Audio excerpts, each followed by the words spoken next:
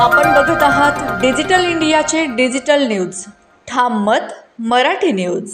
अयोध्येत प्रभू श्रीरामांची प्राणप्रतिष्ठेनिमित्त वालखेड्यात भव्य पालखी शोभायात्रा संपन्न।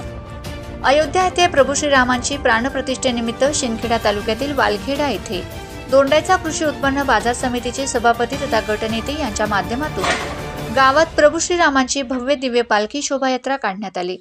तसेच बालगोपाळांनी राम, सीता, लक्ष्मण व बजरंगबली यांची वेशभूषेत शोभायात्रेत सहभागी झाले होते।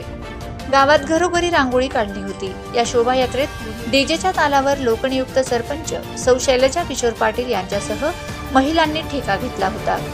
या शोभायात्रेत उपसरपंच सुरेश येळवे, ग्रामपंचायत सदस्य रावसाहेब येळवे, दगडू अहिरे, प्रकाश बदाणे, सचिन वानखेडे, राधिका मोरे, बुराबाई मालचे, प्रीती मालचे, प्रमिला वानखेडे, यशोदा साळवे, वंदना येळवे, लक्ष्मण येळवे, किशोर ठाकरे, भालचंद्र येळवे, लक्ष्मण मालचे, प्रमोद ठाकरे, श्यामकांत पवार, भगवान बदाणे, हरीश वानखेडे व हरिहर भजनी मंडळ यांच्यासह ग्रामस्थ मोठ्या संख्येने उपस्थित होते।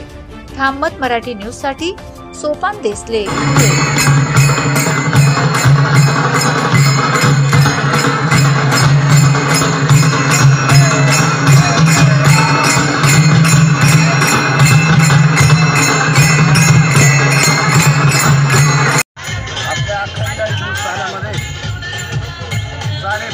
वर्षाच्या प्रतीक्षेनंतर श्रीराम 550 वर्षाच्या वनवासानंतर आज अयोध्येमध्ये श्रीरामांची मूर्ती, श्रीरामांचं आज आगमन होत आहे।